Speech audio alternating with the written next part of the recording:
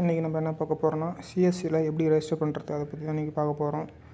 இது வரைக்கும் நம்ம சேனலை சப்ஸ்கிரைப் பண்ணாங்களாம் சப்ஸ்கிரைப் பண்ணிங்க, அப்படியே பக்கத்தில் இருக்கிற பெல் ஐக்கனை ப்ரெஸ் பண்ணிவிடுங்க. அப்போ தான் நாங்கள் போகிற வீடியோ உங்களுக்கு நோட்டிஃபிகேஷனாக வரும். ப்ரௌசர் ஓப்பன் பண்ணிக்கங்க, அதில் சிஎஸ்சின்னு சொல்லிட்டு டைப் பண்ணுங்கள். டைப் பண்ணதும் இப்படி தான் பேஜ் ஓப்பன் ஆகும். ஃபஸ்ட் ஒன் கிளிக் பண்ணிங்க, சிஎஸ்சின்னு இருக்கிற அதை கிளிக் பண்ணிங்க. கிளிக் பண்ணதும் பேஜ் இப்படி தான் ஓப்பன் ஆகும். அதில் பார்த்தீங்கன்னா கீழே அப்படியே ரைட் சைடில் ஸ்க்ரால் பண்ணிட்டு வந்தீங்கன்னா சிஎஸ்சி ரெஜிஸ்ட்ரேஷன் சொல்லிட்டு ஒரு ஆப்ஷன் இருக்கும், அதை கிளிக் கொடுங்க. கிளிக் கொடுத்ததும் பேஜ் இப்படி தான் ஓப்பன் ஆகும். அதில் பாருங்கள் ரைட் சைடு டாப்பில் வந்து அப்ளைன்னு சொல்லிட்டு ஒரு ஆப்ஷன் இருக்கு பாருங்கள், அதை கிளிக் கொடுங்க. கிளிக் கொடுத்ததும் நியூ ரெஜிஸ்ட்ரேஷன் சொல்லிட்டு இருக்கும், அதை கிளிக் கொடுங்க. கொடுத்ததும் பேஜ் இப்படி தான் ஓப்பன் ஆகும். இதில் வந்து அப்ளிகேஷன் டைப் பாருங்கள் 3 இருக்கும். சிஎஸ்சி விஎல்இ, எஸ்ஹெச்ஜி, ஆர்டிடின்னு இருக்கும். அதில் நம்ம ஃபஸ்ட் ஒன் தான் பார்க்க போகிறோம், சிஎஸ்சி விஎல்இ. அது கொடுத்தோடனே டெக் சர்டிஃபிகேட் நம்பர் கேட்கும். அந்த டெக் சர்டிஃபிகேட் நம்பர் எப்படி அப்ளை பண்ணால் பக்கத்தில் இருக்கிற இன்ஸ்ட்ரக்ஷன் படித்து பாருங்கள். அதில் கிளிக் கிளியர்னு சொல்லிட்டு ஒரு ஆப்ஷன் இருக்கும், அது கொடுங்க.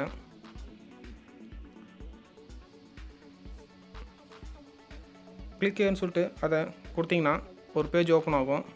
அதில் போய்ட்டு தான் நம்ம டெக் சர்டிஃபிகேட் நம்பர் வந்து அப்ளை பண்ண போகிறோம். இப்போ இதில் வந்து லாகின் வித் அஸ்ன்னு ஒரு ஆப்ஷன் இருப்பாங்க ரைட் சைடில், அது கொடுத்துங்க. கொடுத்ததும் பேஜ் இப்படி தான் ஓப்பன் ஆகும். ஃபஸ்ட் டைம் யூஸராக இருந்தால் நீங்கள் ரிஜிஸ்டர் பண்ணிக்கோங்க. இப்போ நான் ரிஜிஸ்டர் பண்ணிக்கிறேன். ரெஜிஸ்டர்னு சொல்லிட்டு ஒரு ஆப்ஷன் இருக்குது பாருங்கள், அது கொடுங்க. கிளிக் பண்ணுங்கள். கிளிக் பண்ணதும் பேஜ் இப்படி தான் ஓப்பன் ஆகும். உங்களுடைய name, mobile number, email ID, father name, state, district, address, gender, அப்படியே உங்களோட ஃபோட்டோ, அப்புறம் கேப்சாலாம் கொடுத்து என்ட்ரி பண்ணி நீங்கள் உள்ளார போகணும். போனீங்கன்னா பேமெண்ட் பேஜுக்கு போகும். அதை நீங்கள் பேமெண்ட் பண்ணிங்கன்னா உங்களுக்கு வந்து டெக் நம்பர் வந்து கொடுத்துருவாங்க. அதை வச்சு நீங்கள் எக்ஸாம் எழுதணும். எழுதி சர்டிஃபிகேட் வரும், டெக் சர்டிஃபிகேட் நம்பர் வரும். அந்த நம்பர் வச்சு நீங்கள் சிஎஸ்சி ரெஜிஸ்டர் பண்ணிக்கலாம். இப்போ நான் கொடுக்குறேன் பாருங்கள், என்னோடய நேம் கொடுக்குறேன். நான் ஆல்ரெடி ரிஜிஸ்டர் பண்ணி வச்சுருக்கேன். இப்போ என்னோடய மொபைல் நம்பர் போட்டதும் டேரெக்டாக பேமெண்ட் பேஜுக்கு தான் போகும். என் நேம் கொடுத்துட்டேன், அடுத்து மொபைல் நம்பர் கொடுக்குறேன். மொபைல் நம்பர் கொடுத்ததும் ஆல்ரெடி ரிஜிஸ்டர் பண்ணியிருக்கிறதால டேரெக்டாக எனக்கு பேமெண்ட் பேஜுக்குள்ளே தான் போகும். நீங்கள் வந்து ஃபுல்லாக ஃபில் பண்ணிக்கோங்க.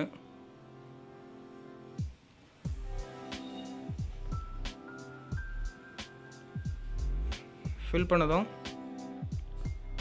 பேமெண்ட் பேஜுக்குள்ளார போகும். இதில் வந்து 1479 ரூபா பே பண்ண சொல்லுவோம். பே பண்ணிட்டீங்கன்னா உங்களுக்கு ஒரு பேஜ் ஓப்பன் ஆகும். ஸோ நீங்கள் அமௌண்ட் பே பண்ணதும் இந்த பேஜில் உங்களுடைய டெக் சர்டிஃபிகேட் நம்பர் வந்து கொடுத்துருப்பாங்க. அந்த நம்பர் வச்சு நீங்கள் லாகின் பண்ணியிருக்கலாம். உங்களுடைய பேர் நீங்கள் என்ன க்ரியேட் பண்ணிங்களோ அது எந்த லாங்குவேஜில் இருக்கும் அப்படிலாம் சொல்லிட்டு இதில் இருக்கும். உங்களுடைய மேலே வந்து நீங்கள் பாஸ்வேர்டு வந்து ரைட் சைடு கார்னர் இருக்கும், அதை வேணால் சேஞ்ச் பண்ணிக்கலாம். லெஃப்ட் சைடு பார்த்தீங்கன்னா டேஷ்போர்டு இருக்கும். லேர்னிங் சொல்லிட்டு ஒரு ஆப்ஷன் இருக்கும். கீழே பார்த்தீங்கன்னா அசஸ்மெண்ட்டும் இருக்கும். நீங்கள் அசஸ்மெண்ட்டில் கிளிக் பண்ணிவிட்டு எக்ஸாம் எழுதணும். எக்ஸாம் எழுதினா தான் உங்களுக்கு அந்த சர்டிஃபிகேட் வந்து கொடுப்பாங்க. அதுக்கு முன்னாடி அந்த லேர்னிங் சொல்லிட்டு இருக்கிற ஒரு ஆப்ஷனை அதை கிளிக் பண்ணிங்க. ஒரு 10 பிடிஎஃப் இருக்கும். 10 மாடியூலுக்கும் 10 பிடிஎஃப் இருக்கும். அந்த ஒரு மாடியூல்லையும் வந்து சில பிடிஎஃப் இருக்கும். அதெல்லாம் நீங்கள் படித்து பார்த்துங்க. பிஃபோர் எக்ஸாம் எழுதுறதுக்கு முன்னாடி நீங்கள் இதில் இந்த பிடிஎஃப்லாம் ஓப்பன் பண்ணி படித்து பார்த்துங்க.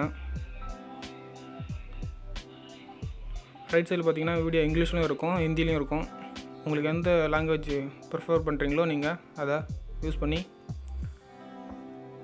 பார்த்துக்கலாம்.